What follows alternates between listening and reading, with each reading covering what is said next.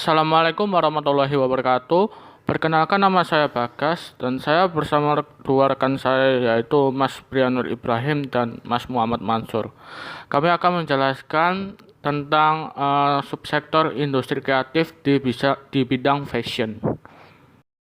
Pertama-tama, fashion itu apa sih? Fashion merupakan kombinasi atau perpaduan dari gaya atau style dengan desain yang cenderung dipilih, diterima, digemari, dan digunakan oleh mayoritas masyarakat, dan juga bisa memberi kenyamanan dan membuat lebih baik pada saat waktu tertentu. Nah, dari pengertian atau definisi fashion yang saya sebutkan sebelumnya, saya akan lebih menjelaskan secara terurai. Yang pertama, fashion adalah kombinasi atau perpaduan dari gaya atau style dengan desain. Dalam fashion, gaya memiliki artian yaitu busana dan juga pakaian. Ini merupakan ciri atau karakter penampilan dari bahan atau hal lain yang membedakan dari busana dan pakaian yang lainnya. Sedangkan desain adalah sesuatu yang lebih khusus dari gaya. Nah, contoh dari gaya ini misalnya jilbab instan, yang merupakan salah satu gaya berjilbab bagi wanita muslim. Selain jilbab instan, masih ada pilihan lain seperti jilbab segi empat atau jilbab Paris. Nah, dari desain, misalnya jilbab instan merupakan salah satu gaya wanita muslim, dibuat dengan berbagai model atau desain seperti jilbab instan model panjang. Nah, yang kedua, fashion adalah merupakan pilihan yang bisa diterima, digemari, dan digunakan oleh mayoritas masyarakat. Nah, dari contoh di atas, jilbab instan juga memiliki lengan dan ukuran panjang yang menutup bagian aurat. Nah, jilbab juga dipilih, diterima, digemari, dan digunakan oleh sebagian besar wanita Islam. Yang terakhir, fashion membuat rasa nyaman dan lebih baik pada waktu tertentu. Dengan memilih memakai jilbab instan dan dengan lengan dan ukuran panjang menutup bagian aurat, wanita muslim akan merasa nyaman dan lebih baik ketika bersosial kepada masyarakat. Itu maksud dari definisi yang saya sebutkan tadi, lebih tepatnya contoh. Selanjutnya, manfaat dari fashion. Yang pertama, memberikan rasa percaya diri. Pada umumnya, orang yang memiliki penampilan menarik itu lebih enak dilihat daripada orang yang tidak mempunyai penampilan yang tidak menarik. Nah, orang yang memiliki penampilan yang menarik itu timbul rasa percaya diri. Nah, rasa percaya diri ini juga bisa mempengaruhi semangat dalam mengerjakan berbagai macam pekerjaan ataupun aktivitas. Yang kedua, memberikan daya tarik sendiri. Menggunakan pakaian dan juga berpenampilan menarik dapat memberikan daya tarik yang luar biasa. Nah, jika digabungkan dengan sifat sopan dan santun, maka akan memunculkan aura yang menarik sehingga membuat orang merasa nyaman di dekatnya. Yang terakhir, membuat bahagia. Memanjakan diri sendiri tidak hanya dengan belanja berpakaian serta barang-barang baru, namun rasa kepuasan serta bahagia itu muncul jika menggunakan fashion yang menjadi perhatian. Nah, ini juga dapat membuat perasaan lebih bahagia. Selanjutnya, sejarah perkembangan fashion di dunia. Yang pertama, pada tahun 1910-an dengan desain Edwardian corset. Pada tahun ini, korset menjadi sesuatu pelengkap busana yang sangat penting digunakan. Pada zaman ini, anggapan wanita selalu pada pernyataan bahwa rasa sakit adalah keindahan bentuk tubuh wanita ke tingkat yang sempurna. Yang kedua, pada tahun 1940-an dengan desain utility dresses. Perubahan mode fashion banyak dipengaruhi atas aspek apapun. Salah satunya salah satu yang terjadi di masa itu. Pada masa itu merupakan masa setelah terjadinya Perang Dunia Pertama dan juga terjadi penghematan komoditi segala macam kebutuhan. Salah satu pengaruh fashion, pembuatan pakaian dibuat dengan tujuan tahan lama, terjangkau, dan tidak modis. Untuk mengurangi rasa kebosanan akan fashion, para wanita masa saat itu sering menggunakan pakaian lama, spray, atau bahan bekas untuk dibentuk menjadi pakaian yang bias untuk digunakan kembali.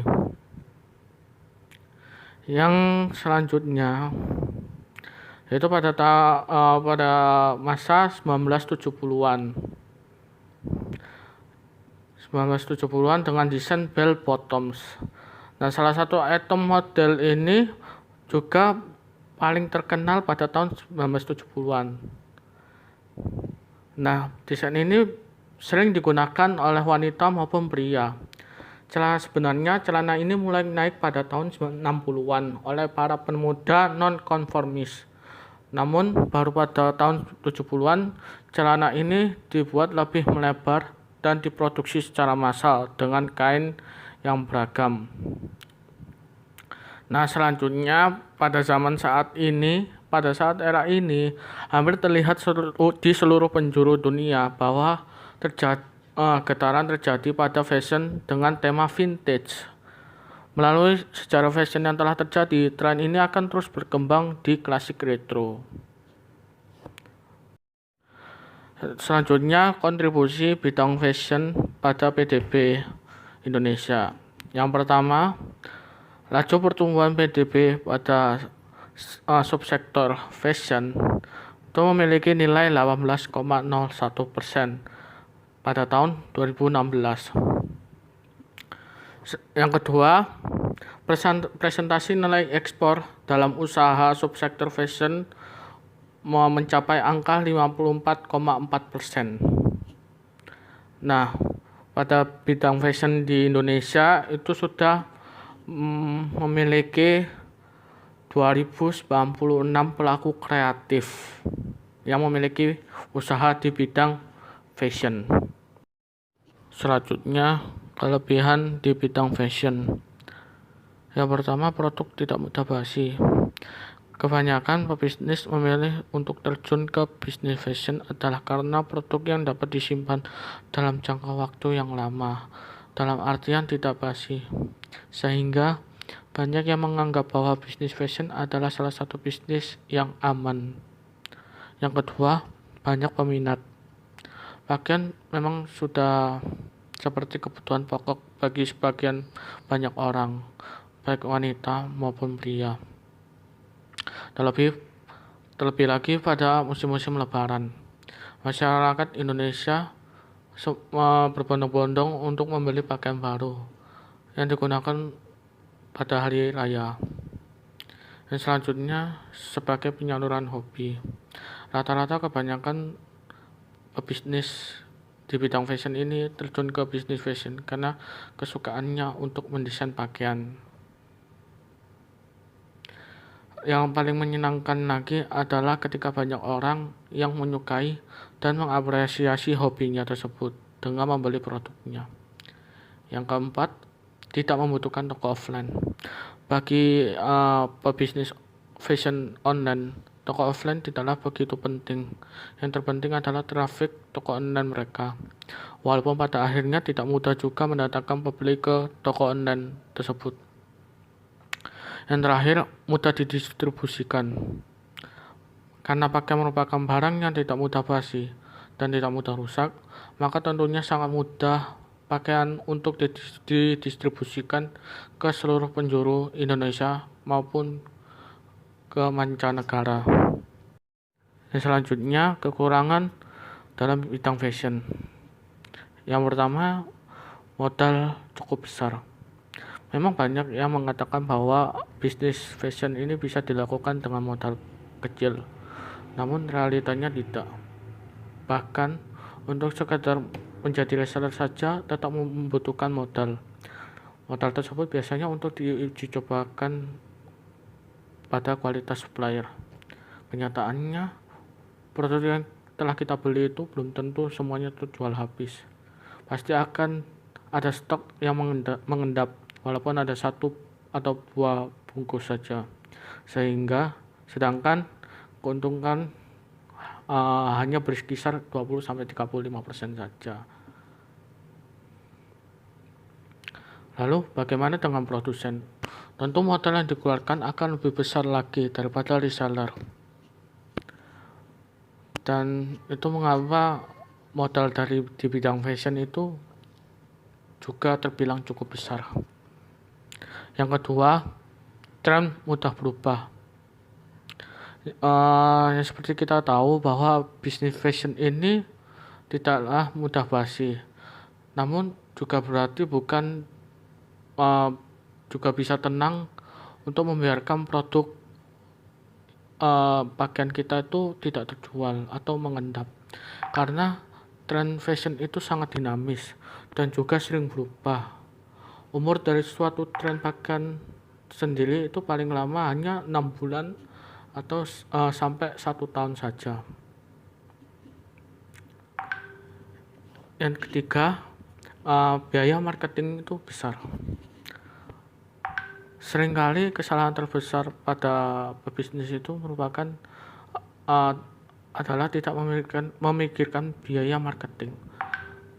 Marketing itu hanya dianggap sebagai selingan saja. Padahal marketing adalah hal yang terpenting kedua setelah produk. Karena kita bisa memasarkan produk kita sehingga bisa dikenal banyak orang. Biaya marketing itu juga bisa lebih besar daripada biaya produksi. Makanya itulah alasan kenapa pakaian butik atau brand terkenal tidak murah, karena biaya marketingnya juga besar. Yang keempat, bukan lagi kebutuhan primer. Sulitnya perekonomian Indonesia akhir-akhir ini membuat pakaian tidak lagi menjadi kebutuhan utama atau primer.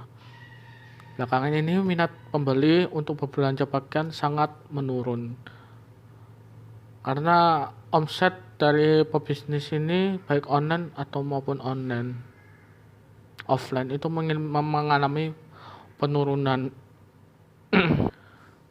Yang ketiga, yang terakhir, persaingan yang banyak atau ketat. Belakangan ini muncul banyak masyarakat yang mulai terbuka oleh bisnis fashion ini. Maka banyak sekali bermunculan bisnis baru. Nah, ini juga menimbulkan persaingan yang ketat dalam bidang fashion itu sendiri. Dan ini adalah ide bisnis bidang fashion. Usaha penjahitan perorangan, yaitu merupakan jenis usaha menjahit busana pria dan wanita yang biasa dilakukan secara individual. Dari sisi produknya pun dibuat secara perseorangan. Pada umumnya diselesaikan secara utuh setiap satu piece busana sebelum dilanjutkan membuat yang lainnya.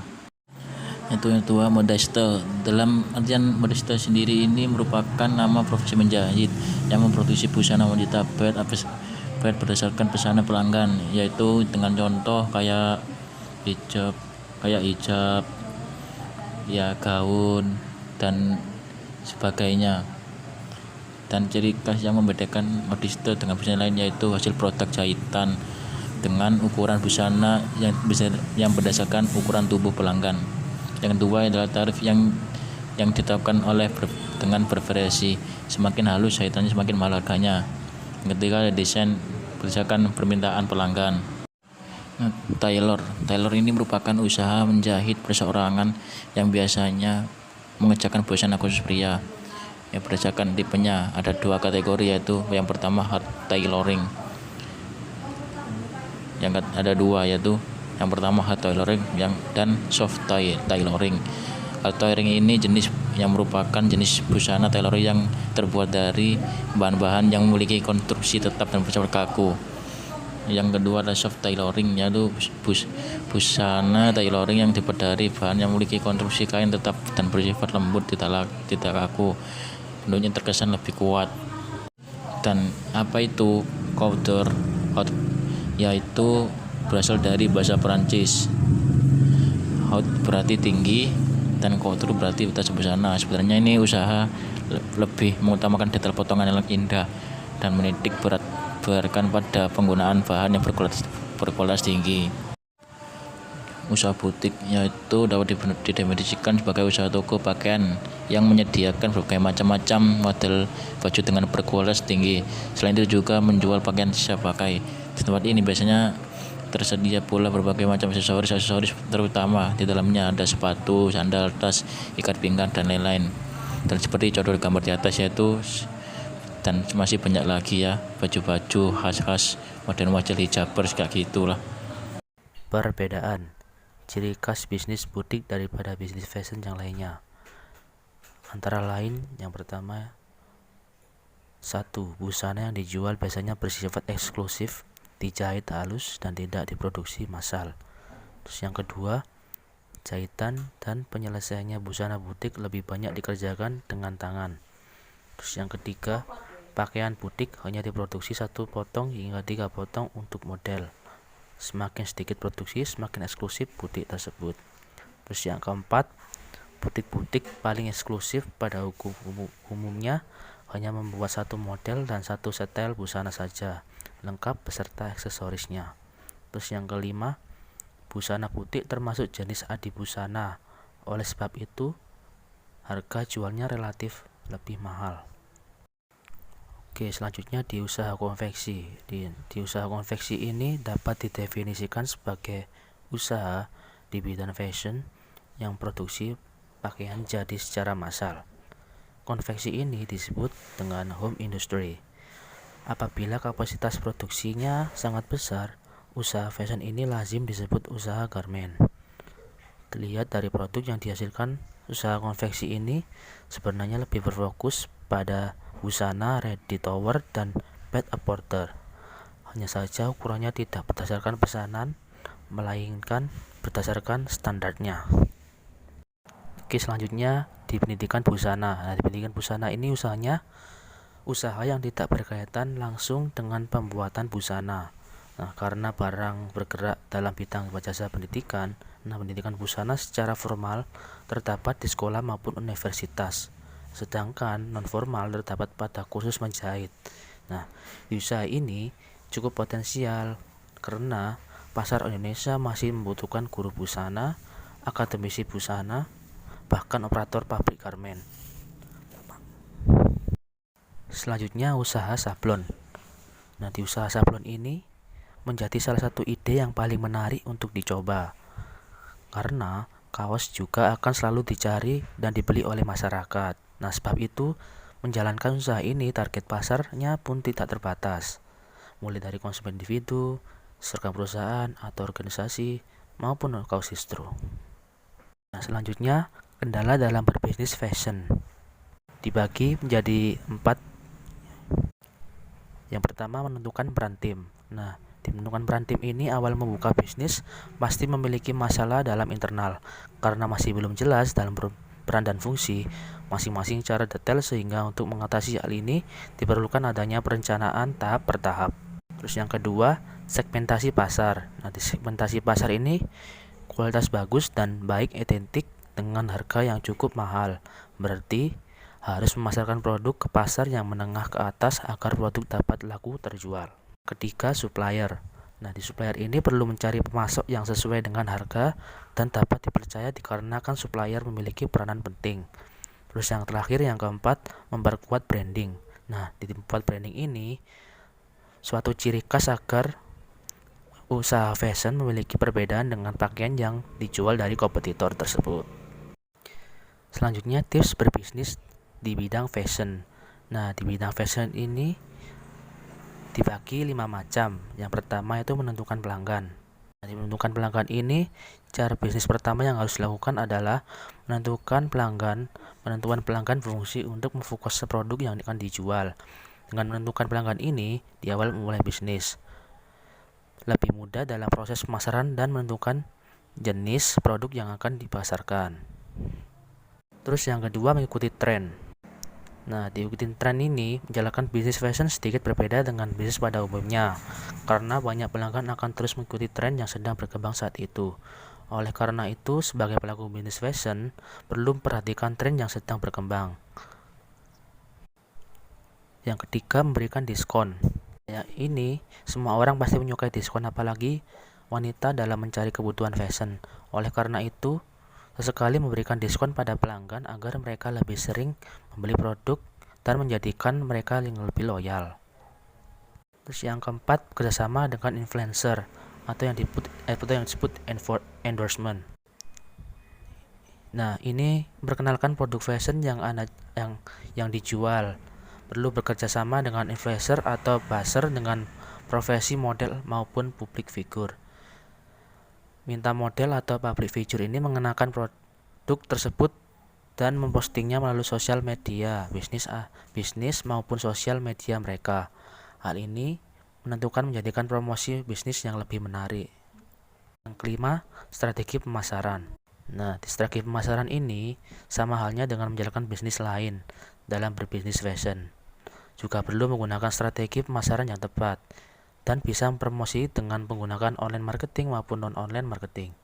Banyak para pengusaha fashion membuat grup pada sosial media yang berisi target pelanggan dan memposting gambar produk pada grup tersebut.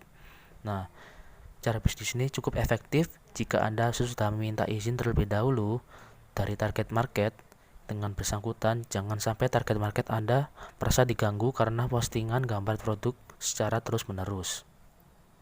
Oke, sekian dari video kami. Wassalamualaikum warahmatullahi wabarakatuh.